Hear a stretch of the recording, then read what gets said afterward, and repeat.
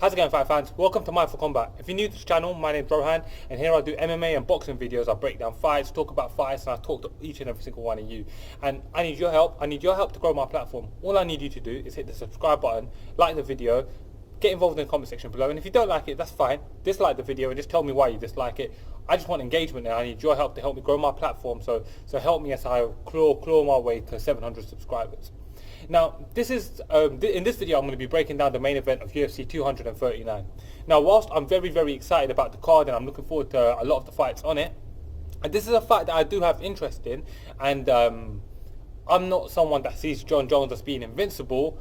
I'm not particularly excited for this fight, and I'll tell you why. That's because I don't see Thiago Santos as having a real opportunity to upset the light heavyweight king, which is Jon Jones. When we're coming into this fight, you got to consider to yourself, well, where would you rank Jon Jones among the all-time greats? Well, you got to consider him their number one or number two, whatever. I personally don't rank anyone who's failed the steroid test, but whatever the case, he is a top-notch fighter with a legendary resume, which nobody can compare their resume against. Just look at the amount of people he's beaten. He's fighting Thiago Santos, who's got an all of 3-0 at light heavyweight. He was obviously a mid-level middleweight. He had good runs, he had bad runs, but then he had very unappealing, uninspiring performances. Like, would you think that someone that got knocked out by David Branch is going to come up and beat Bones Jones? Probably not. So anyways, let's get into this fight. Let's break it down. Let's go through the teletape and let's see how these figures impact each other. Right off the bat, Jon Jones is 31 years old, which is 4 years younger than Thiago Santos. Thiago Santos being 4 years older, being a fighter that relies on his explosive, dynamic striking, you got to wonder if that's going to start to impact his style and his ability to be able to get success in this fight. Jon Jones is 31 years old, in the prime of his life, prime of his career, and I would confidently say we're looking at the best Jon Jones there is, and he just continues to improve. Jon Jones comes into this record fight with an exceptional mixed martial arts record of 24 wins, 1 loss, 1 no contest. The one no contest is, of course, the head kick KO of Daniel Cormier, and the one loss is the loss to Matt Hamill, which he got disqualified in which he probably shouldn't have. So really, we could be looking at a guy who's 26-0, and he fights Thiago Santos, who has a record of 21 wins, 6 losses. Now, he's caught some losses along the way. Most of those at middleweight. He's even caught a couple of Ultimate Fighter losses and stuff that's been uninspiring. But he is on a good run at light heavyweight. He's won 3 in a row at light heavyweight, 4 in a row overall, and he's a fighter that deserves your respect. Jon Jones stands at 6'4". He's 2 inches taller than the former middleweight, who's 6'2". Probably should always have been a light heavyweight, to be honest. But anyways, he's 6'2".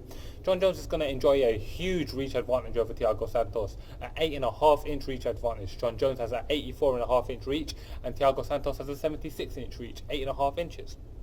When you're looking at their styles, Jon Jones has beautiful technical striking. He's long, he knows how to use his range well, and he's got great grappling. There's no particular style I can point to for Jon Jones because he can do it all, so I'm going to call him an all-round fighter. And with Thiago Santos, you're going to have to explain him and describe him as a explosive Muay Thai striker. That's his bread and butter. That's how he shines. That's who Thiago Santos is. The key wins. With Thiago Santos, let's do him first because it won't be as long.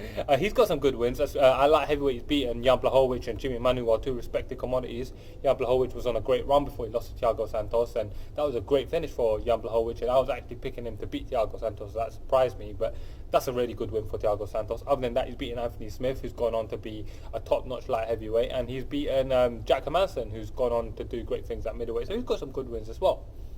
With Jon Jones, however, we're talking about wins over the likes of Ryan Bader, the current Bellator light heavyweight champion, Mauricio Shogun, who an all-time great, Rampage Jackson, an all-time great, Lyoto Machida, Rashad Evans, Vitor Belfort.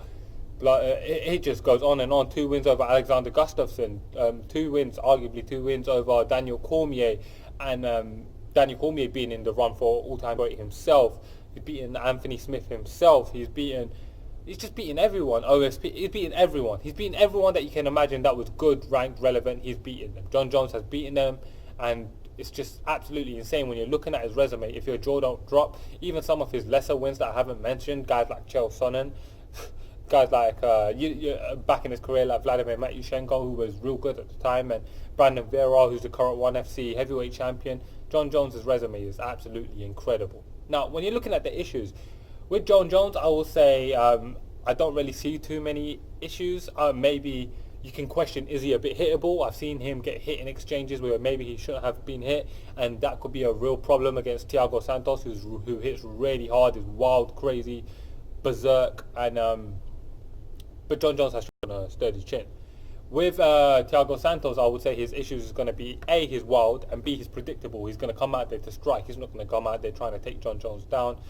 But I suppose maybe he's a little bit unpredictable as well, because he'll throw cartwheel kicks and all this craziness. But I would say his wildness is both his X factor that could help him and his issue in this fight.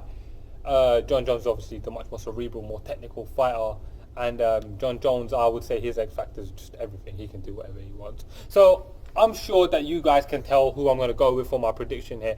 I'm going to pick Jon Jones here to get the win, and I just honestly feel like he's going to come out here and he's going to beat up Thiago Santos, going to kick him, keep him at range. Thiago Santos will eventually gas, and I think Jon Jones, when he gasses, is just going to take him down, submit him. It should be light work for Jon Jones, so my official prediction is Jon Jones. But I mean, anything can happen in the world of mixed martial arts, which is why we love it. They wear small gloves. Thiago Santos hits hard. Even just the other day, bloody Rafael Lovato Jr. beat Gegard Mousasi. I'm still shocked. So that goes to show anything can happen in mixed martial arts. So guys, comment below. Let me know what you guys think. Let me know how you see this fight going, and let me know what you think about my breakdown. Thank you for watching, guys. Mindful Combat.